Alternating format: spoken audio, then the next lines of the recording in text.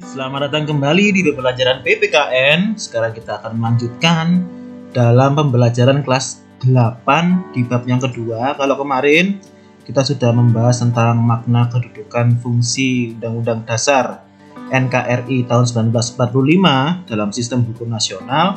Nah, sekarang kita akan masuk lebih dalam lagi dalam poin yang kedua, yaitu kita akan mempelajari tentang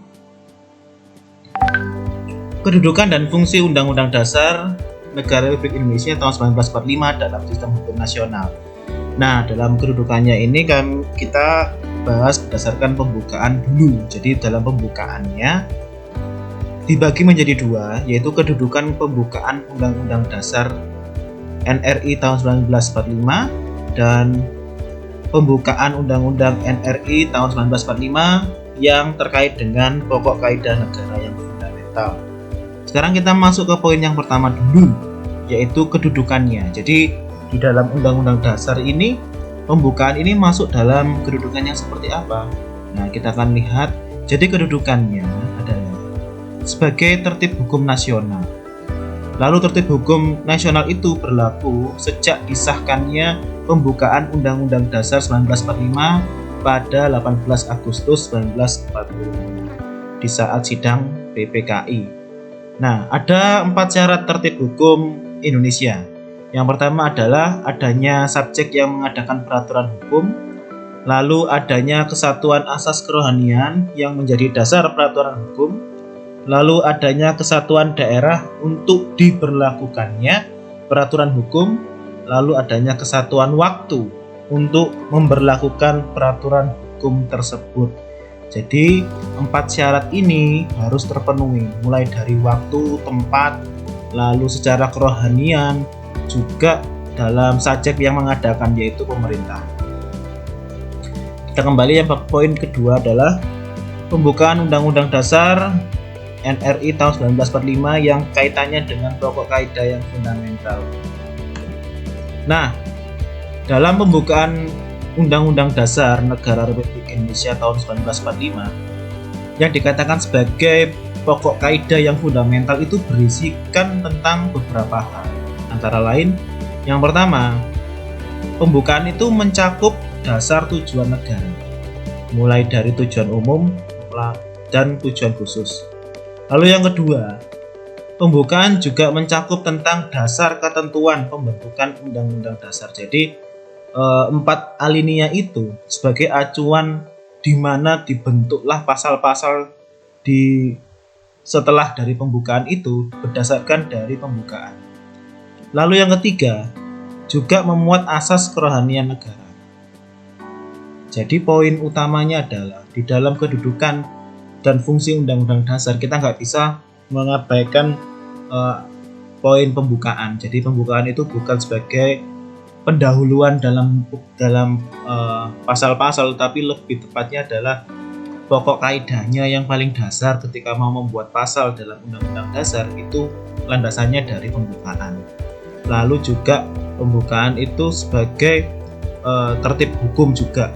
Jadi landasan-landasan yang tertulis di dalam pembukaan 4 alinea itu juga dikatakan sebagai nilai kebenaran di dalam negara Indonesia. Nah, yang kedua setelah pembukaan yaitu kedudukan Undang-Undang Dasar. Nah, kedudukannya adalah semua produk hukum yang ada di Indonesia.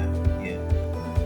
Saya ulangi lagi, kedudukan berarti tingkatan, berarti posisi Undang-Undang Dasar NRI 1945 itu di mana? Yaitu semua produk hukum di Indonesia, baik undang-undang, peraturan pemerintah, peraturan presiden, ataupun yang paling kecil bahkan peraturan sekolah, itu sumbernya pada Undang-Undang Dasar Negara Republik Indonesia tahun 1945. Jadi artinya kedudukan UUD itu yang paling tinggi, dan secara hierarki tidak boleh ada peraturan yang lebih tinggi daripada Undang-Undang Dasar.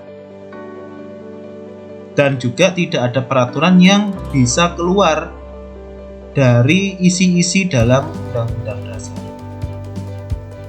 Nah, bisa dipahami ya, secara bahasa gampangnya adalah kedudukannya paling tinggi. Lalu secara sistematikanya, Undang-Undang Dasar itu dibagi menjadi dua. Yang pertama, sistematika Undang-Undang Dasar NRI 1945 itu terdiri atas pembukaan, di mana pembukaan itu terdapat 4 alinea. Lalu yang kedua, setelah pembukaan terdapat pula 21 bab, 73 pasal, 170 ayat, lalu 3 pasal aturan peralihan dan 2 pasal aturan tambahan.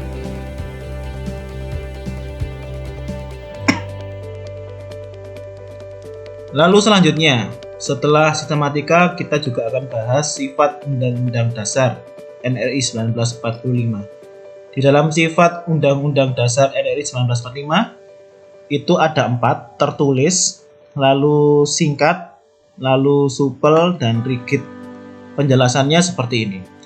Yang tertulis berarti sifatnya Undang-Undang Dasar dalam rumusannya jelas dan mengikat pemerintah sebagai penyelenggara dan juga setiap warga negara karena sifatnya tertulis, ada wujudnya. Lalu yang kedua, singkat. Artinya dalam Undang-Undang Dasar 1945 hanya memuat aturan-aturan pokok negara. Nanti penjabarannya akan diatur lagi lewat peraturan yang ada di bawahnya. Yang ketiga, supel. Artinya di dalam Undang-Undang Dasar 1945 dapat dikembangkan sesuai dengan perkembangan zaman. Makanya kalian pernah dengar kata-kata amandemen. Itu juga wujud dari sifat supel Undang-Undang Dasar 1945. Lalu yang keempat, rigid. Artinya di dalam Undang-Undang Dasar 1945 hanya dapat diubah dengan cara tertentu secara khusus dan istimewa. Tidak seperti mengubah peraturan perundang-undangan biasa. Dalam bahasa lainnya adalah sangat susah sekali kita dalam suatu momen untuk mengubah Undang-Undang Dasar karena ini sifatnya adalah hukum utama di Indonesia. Mungkin perlu suatu peristiwa besar sehingga perlu merubah konstitusi atau Undang-Undang Dasar. Nah, itu adalah sifat dari Undang-Undang Dasar 1945. Lalu lanjut, setelah sifat kita belajar juga apa fungsi Undang-Undang Dasar NRI 1945. Dibagi menjadi 4. Ada fungsi hukum dasar, lalu alat kontrol, lalu pengatur, dan alat penentu. Penjelasannya sebagai berikut. Undang-Undang Dasar berfungsi sebagai hukum dasar, yaitu sebagai hukum tertinggi di negara Indonesia. Undang-Undang Dasar 1945 dijadikan sebagai acuan dasar pembuatan aturan-aturan yang lebih rendah tingkatannya. Jelas ya, karena kata-katanya adalah berfungsi sebagai hukum dasar. Yang kedua, berfungsi sebagai alat kontrol. Artinya, Undang-Undang Dasar 1945 mengontrol apakah norma hukum yang lebih rendah atau peraturan-peraturan yang lebih rendah itu sesuai atau tidak dengan norma hukum yang lebih tinggi. Jadi fungsi pengawasan di dalam Undang-Undang Dasar 1945 itu ada terhadap peraturan yang lebih rendah. Contoh paling gampang, kalau seandainya ada RUU atau rancangan undang-undang yang sifatnya daerah, mungkin peraturan daerah diajukan karena sifatnya rancangan. Terus ditelisik apakah keluar dari aturan-aturan dalam Undang-Undang Dasar. Kalau memang sesuai, maka RUU itu bisa dilaksanakan. Tapi apabila tidak sesuai, maka RUU itu bisa tidak disahkan seperti itu. Lalu yang ketiga, yaitu sebagai fungsi pengatur. Undang-Undang Dasar 1945 juga berperan sebagai pengatur bagaimana kekuasaan negara itu disusun, dibagi, dan dilaksanakan sesuai dengan aturan Undang-Undang Dasar 1945. Jadi tidak ada namanya orang yang menjabat dalam posisi tertentu bisa keluar kewenangannya karena sudah diatur dalam Undang-Undang Dasar. Lalu yang ketiga sebagai penentu. Yang keempat sebagai penentu. Di dalam Undang-Undang Dasar 1945 juga berfungsi sebagai alat penentu, yaitu menentukan hak dan kewajiban negara, menentukan hak dan kewajiban aparat negara, serta warga negara. Jadi di dalam menentukan hak dan kewajiban juga sudah ditentukan oleh Undang-Undang Dasar 1945. Lanjut. Nah, coba kalian simak video berikut. Nanti kalian akan saya minta menganalisa dari video ini. Sekali. Dan berikutnya, kamu hafal nggak nih, Riz? Undang-undang atau pasal-pasal yang ada di UUD 1945? Waduh, Alice, kalau ditanya itu kan banyak sekali gitu. Aku bisa lewat deh, lewat aja. Nah, tapi aku punya cara ini. Kamu mungkin bisa meniru juga cara yang dilakukan oleh pelajar kelas 8 SMP Kristen Dharma Mulia di Surabaya. Jadi mereka menghafal pasal sambil bernyanyi. Wah, ide yang bagus. Karena dengan bernyanyi, menghafal itu lebih mudah. Betul sekali. Kita simak informasinya dari Christian Pramudia berikut ini.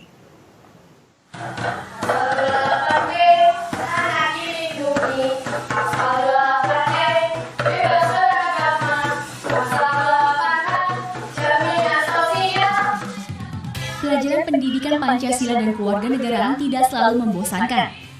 Pelajaran ini justru menjadi pelajaran yang asyik bagi sejumlah siswa kelas 8 SMP Kristen Dharma Mulia Surabaya. Sejumlah pasal dalam Undang-Undang Dasar 45 dihafalkan dengan bernyanyi. Tak hanya menyanyikan saja, para siswa juga membuat lagu dengan lirik beberapa pasal undang-undang tersebut.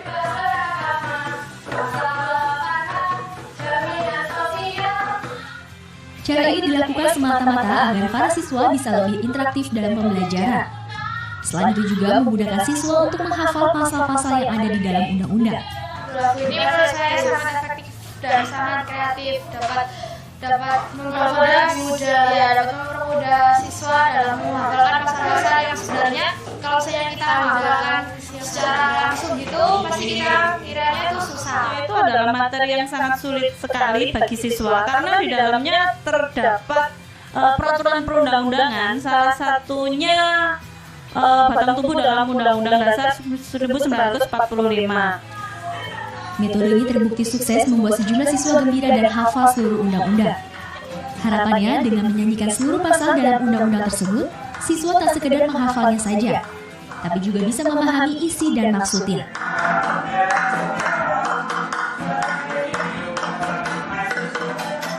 Jangan ragu kunjungi website kami di netcj.co.id. Karena video paling menarik akan ditayangkan di net dan ada honorarium bagi pengirimnya. Jangan lupa follow Twitter dan Instagram kami @net_cj. Sekian Net 10 pagi ini, saya Sanjaya. Saya Skalista, terima kasih.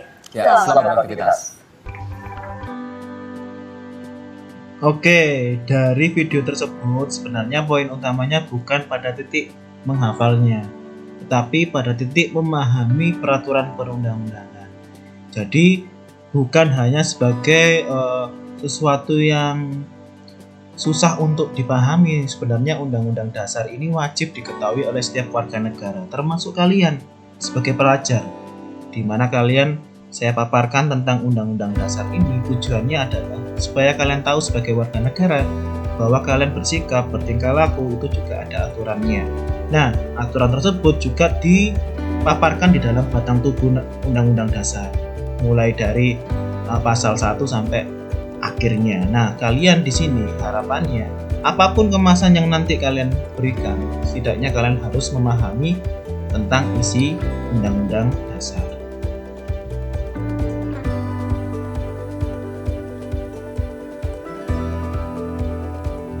Nah, kita lanjut di poin C, yaitu kedudukan peraturan perundang-undangan dalam sistem hukum nasional. Nah, sekarang kita akan masuk bukan lagi pada ranah undang-undang dasar, tetapi kedudukan seluruh peraturan. Nah, kalau tadi kita sudah membahas bahwa undang-undang dasar itu adalah aturan yang paling tinggi, yang paling utama, yang paling fundamental, dan mempengaruhi aturan-aturan di bawahnya, itu juga tertulis di dalam hukum kita, yaitu di Undang-Undang Nomor 12 Tahun 2011. bahwa apa yang Bapak sampaikan ini ada dasar hukumnya. Jadi di sini kalian bisa lihat ada 7 tingkatan secara hierarki peraturan perundang-undangan dalam sistem hukum nasional. Kedudukan paling tinggi adalah Undang-Undang Dasar Negara Republik Indonesia tahun 1945. Lalu di bawahnya ada TAP MPR. Lalu di bawahnya lagi ada undang-undang atau peraturan pemerintah pengganti undang-undang. Lalu yang keempat ada peraturan pemerintah. Lalu di bawahnya lagi yang kelima ada keputusan presiden. Lalu yang keenam ada peraturan daerah provinsi.